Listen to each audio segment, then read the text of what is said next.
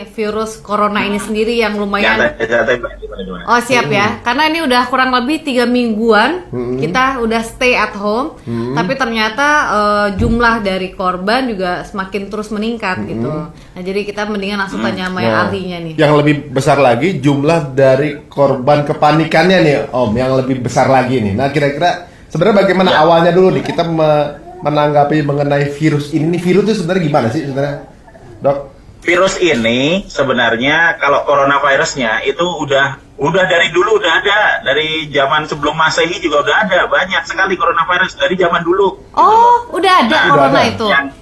Udah dari 200 sebelum Masehi itu udah ada coronavirus. Dan mungkin orang dulu juga lebih nyantai karena mereka nggak punya HP ya. Maksudnya mereka punya masalah itu. Benar-benar. Oh gitu ya, mungkin HP itu yang bikin kita panik kadang-kadang ya. Nah, kenapa kita mesti nyantai ya Dok? Kebanyakan kan kayaknya sekarang kita tuh ya mau nggak mau ya dengan pemberitaan waspada malah panik. Sebenarnya kenapa kita mesti nyantai kalau menurut dokter? Jadi kalau saya selalu melihat permasalahannya langsung ke titik sumber permasalahannya. Sumber permasalahannya adalah virusnya. Dan kalau kita pengen paham, berarti kita harus ngerti dulu nih virusnya. Jadi ini virus sudah sejak dulu ada pertama. Terus yang kedua, virus ini bagian luarnya itu tertutup sama lapisan protein, bentuknya kayak bola gitu loh, kayak bola yang ada di dunia itu. Nah itu terdiri dari protein sama glikoprotein. Nah itu hancur pakai apa aja, pakai sabun hancur, pakai alkohol hancur, pakai pencuci piring, pakai pembersih lantai, pakai desinfektan, pakai apapun hancur. Kena panas juga rusak. Iya, kena panas rusak, kena sinar UV rusak, kekeringan dia rusak. Kelemahannya banyak. Kelebihannya cuma satu adalah bahwa dia sangat mudah nempel ke reseptor yang ada di manusia. Nah, kita punya reseptor kebetulan yang cocok, kompatibel sama virusnya, sehingga virusnya sangat gampang nular ke manusia, begitu aja. Nah, yang perlu diingat lagi bahwa virus ini tidak menimbulkan kematian seperti yang disangka seperti sebagian besar orang gitu loh. Loh itu kabarnya meninggal itu gara-gara apa tuh? Yang kabarnya meninggal yang 200 orang itu. Biasanya jadi virus ini pasti akan bisa menempel ke reseptor yang ada di manusia. Semua manusia akan kena. Manusia normal akan kena, tapi ada satu kelompok yang namanya kelompok beresiko tinggi. Kelompok beresiko tinggi ini apa? Kelompok yang punya tidak bisa keluarkan antibodi secara normal. Kekebalannya nggak bisa keluar kayak manusia biasa misalnya. Pertama. Terus yang kedua, yang sudah punya komplikasi penyakit. Misalnya sudah punya penyakit stroke misalnya. Yang kena atau nggak kena juga tetap aja bakal meninggal kena stroke kan gitu. Terus yang ketiga lagi adalah yang memang sudah punya gangguan pernapasan yang kronis. Sehingga pada saat virus ini nempel misalnya di saluran pernapasan, sebelum ketempelan juga dia sudah rusak sehingga dia mengalami kesulitan bernapas dan kemudian meninggal. Tapi sebesar-besarnya orang yang meninggal, tetap jika kita melihat dari prosentasinya, kita berkaca pada yang di Wuhan ya. Di Wuhan itu kan yang 97% itu mereka kena positif dan mereka sembuh 2 minggu kemudian. Yang 3% meninggal, benar meninggal dengan komplikasi penyakit. Jadi belum tentu hanya karena satu single virus kemudian dia tiba-tiba meninggal. Mereka yang meninggal itu mereka semua punya komplikasi penyakit sebelumnya. Jadi sebenarnya permasalahannya adalah virus ini ketika nempel ke seseorang emang dia punya riwayat penyakit yang memang bisa mensupport itu semua gitu. Betul, maksudnya penyakitnya sudah parah, kemudian ketempelan virusnya ya tambah parah. Jadi karena apa? Karena kita ngelihat sekarang.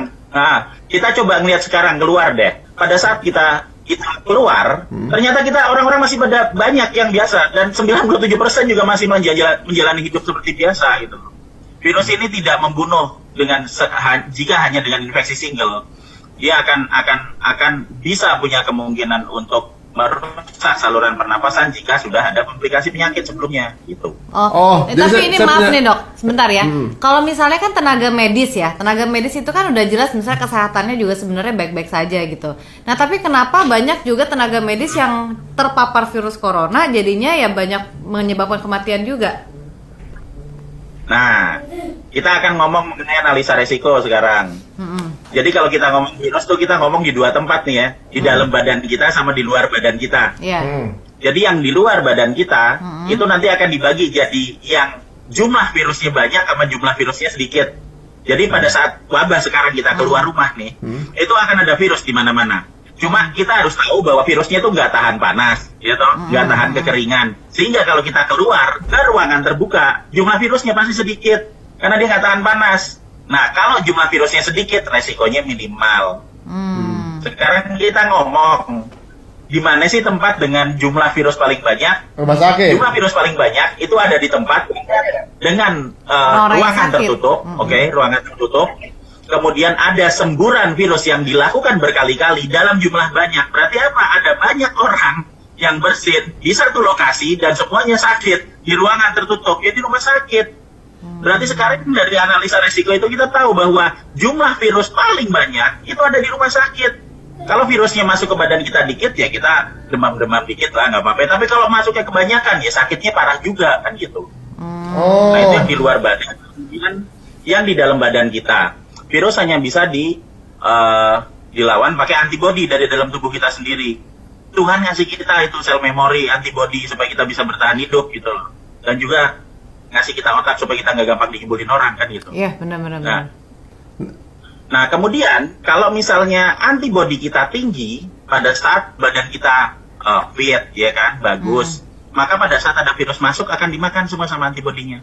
Tapi kalau pas kita lagi lelah, antibodinya rendah, ya kita nggak bisa produksi antibodi dengan bagus. Sekarang kalau tadi pertanyaannya yang perawat tadi ya, yang petugas kesehatan misalnya, sekarang dibayangkan mereka pertama ada di lokasi dengan resiko tinggi ya, paparan virusnya banyak, benar kan? Yang pertama. Terus kedua, yang harusnya mereka shift tiap 8 jam, karena semua orang pada paranoid, banyak yang datang ke rumah sakit, mereka harus bekerja lebih dari itu. Lebih dari 8 jam, tenaganya cuma sedikit, pasiennya tambah banyak. Yang ketiga, mereka harus bekerja pakai itu, APD. Kemudian pakai tutup mulut juga, hipoksia, kekurangan oksigen. Mereka bekerja lebih banyak dalam kondisi yang lebih lelah, sementara mereka sadar mereka tuh masuk ke dalam lingkungan dengan paparan virus yang tinggi banget, sehingga yang terjadi apa ya? Mereka akan sakit. Jadi gimana caranya supaya yang bekerja yang di rumah sakit nggak sakit? Ya rumah sakit hanya untuk yang kelompok beresiko tinggi itu aja. Kalau kita baru demam dikit, batuk dikit ya dirawat di rumah aja, orang nanti 2 minggu juga sembuh kok. Berarti itu layaknya seperti virus-virus lainnya ya dok? Karena kan kalau kita virus pasti nggak ada obat, kecuali infeksi kita dikasih antibiotik gitu. Nah kalau ini kan virus tuh nggak ada obatnya. Nah ini benar kayak gitu? Maksudnya kita cukup 2 minggu istirahat pun akan pulih sendiri gitu? Kalau nggak ada penyakit? Iya. Iya, rahasianya di situ yang paling indah dari virus. Jadi badan kita itu punya sistem mekanisme kekebalan sendiri yang nanti akan memproduksi antibodi terhadap apapun yang masuk ke dalam badan kita. Jadi kalau kita kemasukan cacar ya nanti kita akan keluarin antibodi buat cacar. Kita kemasukan COVID, nanti kita akan keluarin antibodi buat COVID. Kita kemasukan flu, badan kita akan keluarin antibodi untuk flu. Tapi ada mekanisme caranya. Jadi kalau misalnya infeksi pertama, antibodinya baru dikeluarin 7 hari sesudah kena. Makanya pas pada saat kena COVID misalnya pertama kan, batuk dulu, bersin, itu sistem pertahanan tubuh untuk keluarin virusnya yang masuk ke hidung itu loh. Itu. Kemudian masuk tambah dalam jadi kita susah nelen. Tambah masuk ke dalam lagi ya kan, akhirnya jadi demam. Nah, tapi peristiwa seperti itu hanya terjadi mulai dari 0 sampai 7 hari. Kenapa? Di hari ke-7 badan kita akan ngeluarin antibodi. Kenapa perlu 7 hari? Karena pada saat virusnya masuk yang bisa ngelawan kan cuma antibodinya doang nih. Antibodi kalau masih blank, dia belum kenal, dia akan nyoba. Di sini nggak bisa, sini nggak bisa, sini nggak bisa.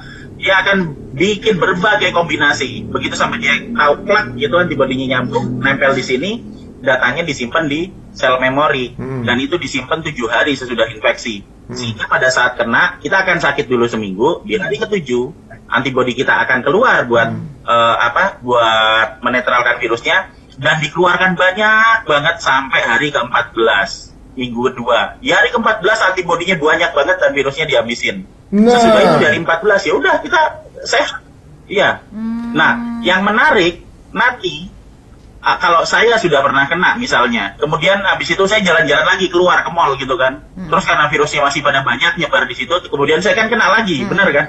Apakah yang sudah pernah kena mungkin kena lagi? Ya pasti akan kena lagi.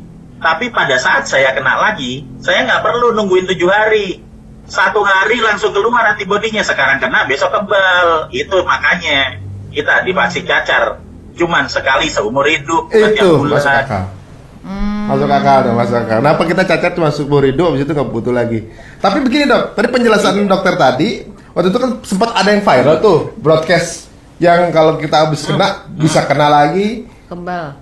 Enggak, waktu itu katanya habis kena tuh bisa sakit.